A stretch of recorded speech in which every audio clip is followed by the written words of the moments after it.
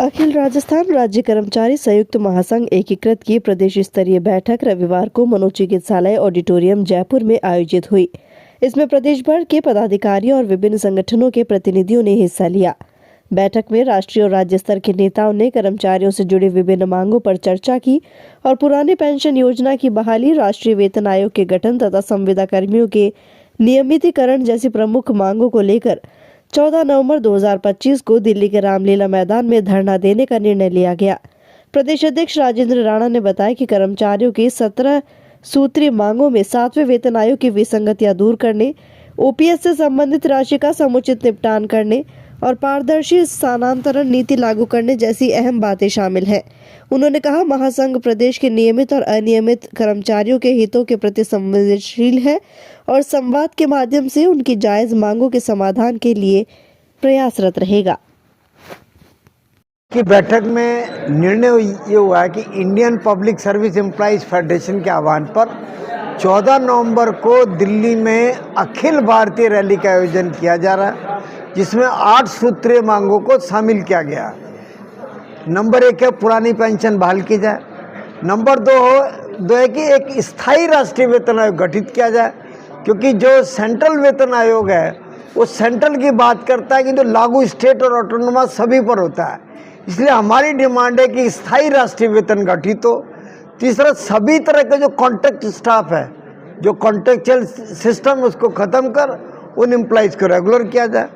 चौथा, जो ऑटोनोमस और लोकल बॉडीज है उसके साथ भेदभाव बढ़ता जा रहा है, उसको समाप्त किया जाए। 5वां है जो स्कीम वर्कर हैं, प्रोजेक्ट वर्कर है, लाइक आंगनवाड़ी, आशा, नेशनल हेल्थ मिशन, ये बहुत सारी सरकारी की स्कीम है जिनका उद्देश्य कम पैसे में कैसे एम्प्लॉय से ज़्यादा काम किया जाए। तो हमारी मांग है उनको रेगुलाइज किया जाए। छठा है कि EPS 95 जो कॉरपोरेशन है, बोर्ड्स है, उन पे EPS 95 लागू है, उसके कर्मचारियों को 50% पेंशन दी जाए। सातवां, सरकारी विभागों को आज कमज़ोर करने का, निजीकरण करने का चारों तरफ से एक प्रयास चल रहा है, इसको ख़त्म किया जाए। 7वां है, 8वीं मांग है हमारी कि जो teacher eligibility trust, supreme court ने 1 सितंबर को जो फैसला दिया है कि जो टीचर कार्यरत हैं उनको भी टेट पास करना पड़ेगा। हमारा कहना है जो अभी वर्तमान में टीचर कार्यरत हैं उनसे बाध्यता खत्म की जाए। सर, नेशनल कार्यक्रम में कितने राज्यों के प्रतिनिधि आपके भाग लेने वाले? लगभग 23 राज्यों के प्रतिनिधि इसमें हिस्सा लेंगे।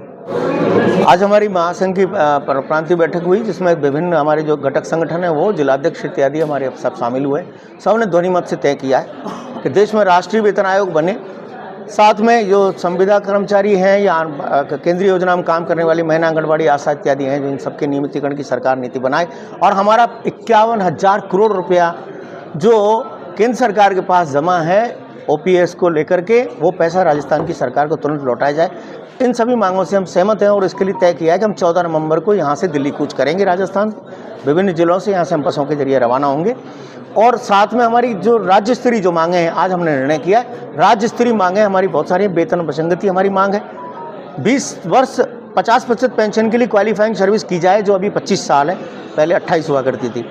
हमारा ये है कि जो संविदा से नियमित हुए कर्मचारी हैं उन कर्मचारियों को पुनः जो प्रवीक्षा काल उनका समाप्त किया जाए, क्योंकि संविदा पे कई साल से वो उस काम को कर चुके हैं। हमारी डिमांड्स है कि हमारी स्थानांतरण पॉलिसी बने ताकि हमारे शिक्षक बहुत सारे प्रभावित हैं। हमारा ये कहना है, राजस्थान की सरकार साल में 2 साल के प्रमोशन की बात करती है, 5-5 साल से लोगों के प्रमोशन नहीं हुए।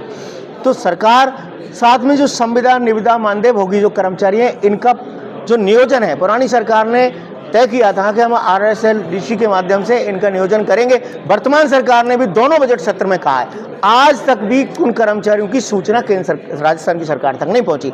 इसका जो तीसरा अपने बजट सत्र फिर से आने वाला है। इससे पूर्व हमने तय कर दिया 26 दिसंबर को राजस्थान में हम जयपुर के अंदर प्रांतीय प्रदर्शन यहाँ से शुरू करेंगे और प्रांतीय प्रदर्शन के बाद पूरे राज्य के अंदर हम आंदोलन की शुरुआत करेंगे बजट सत्र पूर्व। और राजस्थान की सरकार कि ने हमारी किसी 17 सूत्री मांग पत्र को पर कोई विषय ऐसी कोई कार्रवाई नहीं की, इसके लिए हमें खेद है और राजस्थान के कर्मचारियों में आक्रोश है। और कर्मचारी 26 दिसंबर से राज्य स्तरीय मांगों के लिए और 14 नवंबर से देश स्तरीय मांगों के लिए राजस्थान का कर्मचारी आंदोलन करेगा।